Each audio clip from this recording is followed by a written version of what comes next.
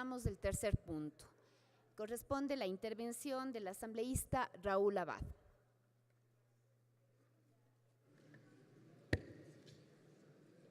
Gracias, presidenta. Compañeras y compañeros asambleístas, buenas tardes. Un saludo cordial a todos quienes nos escuchan por los medios de comunicación de la Asamblea Nacional. Al tratar esta tarde la ley de extinción de las universidades que fueron suspendidas por el CEACES en el 2012, estamos acabando con un capítulo que estuvo pendiente.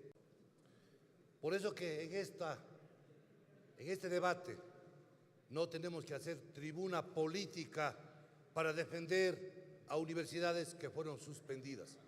Tenemos que hablar con razones, con fundamentos de lo que estamos diciendo. No podemos pensar que las universidades que fueron suspendidas,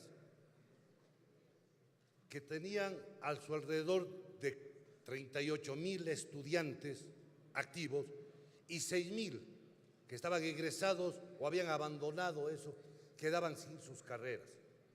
Es por eso, compañeros asambleístas, que viendo eso, las instituciones respectivas hicieron el plan de contingencia para que sigan estudiando aquellos que se quedaban en el abandono.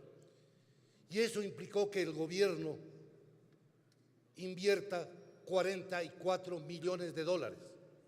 Y es bueno también ver las estadísticas donde se dice y se habla que los 44.000 estudiantes, entre estudiantes activos, egresados y a quienes abandonaron 2 años antes, se llegó a que hasta este momento, estén alrededor de 20.000 estudiantes concluidas sus carreras por el plan de contingencia.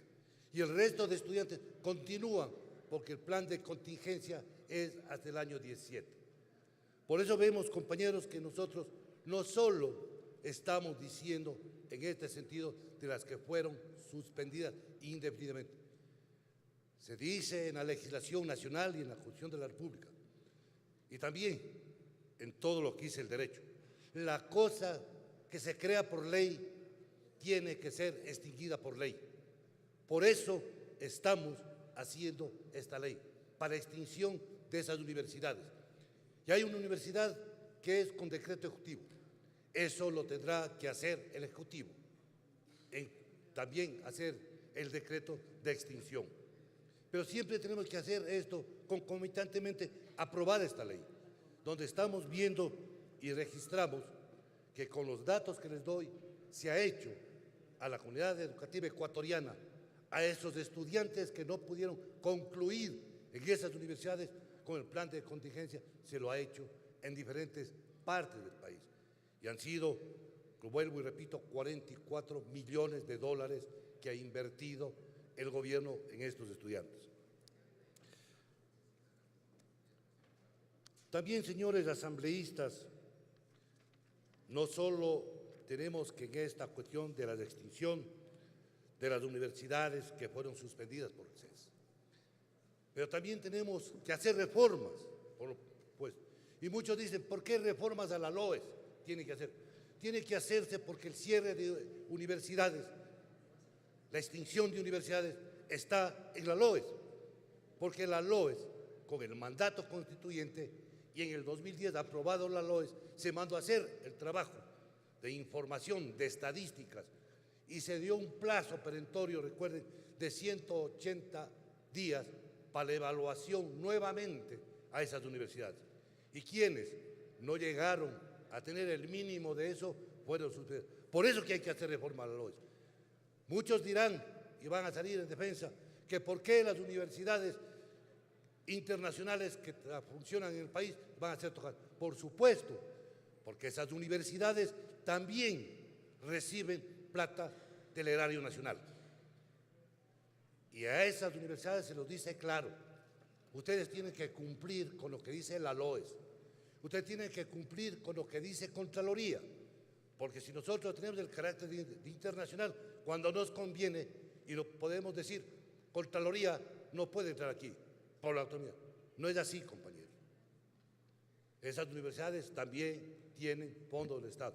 Pero más aún, cuando se conversa, se dialoga con los directivos de la Flaxo, se ha hablado, se ha firmado un documento entre la CENESID y la Flaxo, y eso fue analizado en la comisión, y vimos que ellos sí están de acuerdo con los cambios que están haciendo, donde se firma también un documento con las universidades cofinanciadas, particulares cofinanciadas, y ellos dicen igual, tendremos que rendir cuentas a la Contraloría porque son plata del Estado, y a seguir los puntos que están dando.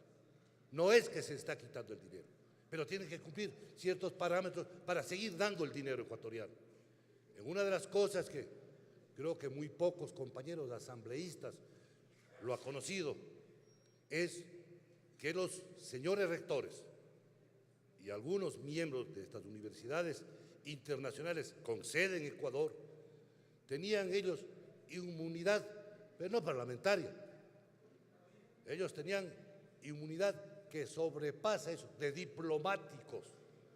Entonces, si hablamos de un rector de estas universidades que he mencionado, eran diplomáticos, aquí en el país y fuera del país. ¡Qué bien! Y los asambleístas, los parlamentarios, tenemos inmunidad parlamentaria.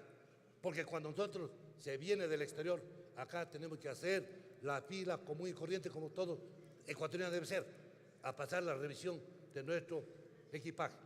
Ellos no, ellos son diplomáticos, eso se lo está quitando, eso se lo está diciendo, no hay para qué estar asustándonos, ni diciendo que se está quitando, no se les quita un solo centavo, se los dice, apliquen esto para las becas parciales y totales en los estudiantes, que ahora se está dando esa atribución a la CENESID, por supuesto, porque si nosotros vemos que mucho del dinero que se ha dado están fuera del país, también estamos pidiendo y reformando la LOES para eso, para que se venga a repatriar ese capital de dinero de las universidades que están en el exterior, que vengan al país. Para eso es el gobierno ecuatoriano, el pueblo ecuatoriano, está dando ese dinero justamente para mantener en las becas de quienes están aquí. Yo, compañeros asambleístas, compañeras asambleístas, somos claros de decir, lo estamos haciendo y acabando un capítulo nefasto de la educación superior en el país. Y no es con dedicatoria para nadie, porque para eso hubo el CONEA, que no era organismo de este gobierno, el que presentó el primer informe. Y luego de eso vino lo que es el SEAS. Para eso hubo los parámetros que dije anteriormente y los tiempos suficientes para poderlo hacer. Al hacer la presentación de esto y concluir, tenemos que buscar y ver que con esto la parte financiera de las universidades no se está tocando. Se les está diciendo, no se les está condicionando, se les dice, cúmplase lo que dice la ley ecuatoriana, la LOES, porque no podemos estar que a ratos somos internacionales y a ratos no lo somos. A ratos somos particulares y a ratos cofinanciadas. Pero gracias a Dios, los señores rectores de las universidades particulares cofinanciadas se dialogó, se conversó y hay el documento firmado por ellos que estaban diciendo vamos a cumplir lo que dice la LOES, lo que dice la Constitución de la República, lo dice, e igual que lo ha hecho la Flaxo. Eso es meritorio reconocer aquí en este pleno que existe acuerdos con las universidades. En otra de las cosas, compañeros, que plantearán a lo mejor en este debate, buscaremos que el debate sea práctico. No ganemos la tribuna por el proceso que estamos, que vamos a hacer que este momento defendamos a las universidades, a lo mejor, para que se les dé vuelto a sus dueños. No hay vuelto, compañeros. El vuelto tiene que pagarse al Estado ecuatoriano los 44 millones.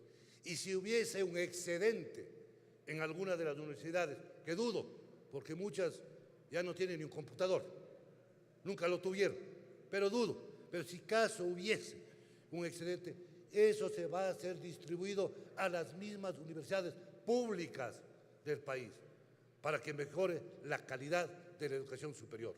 Es por eso que se ha hecho también una tabla distributiva de los remanentes que si existiese para que pasen a estas universidades e institutos superiores. Con esto, compañera presidenta, es el informe que he presentado, porque en el informe fue claro lo que se dijo y esto debía yo mencionar ante los compañeros asambleístas. Espero que el debate sea técnico, sea práctico, no demagógico ni político. Gracias, compañera presidenta.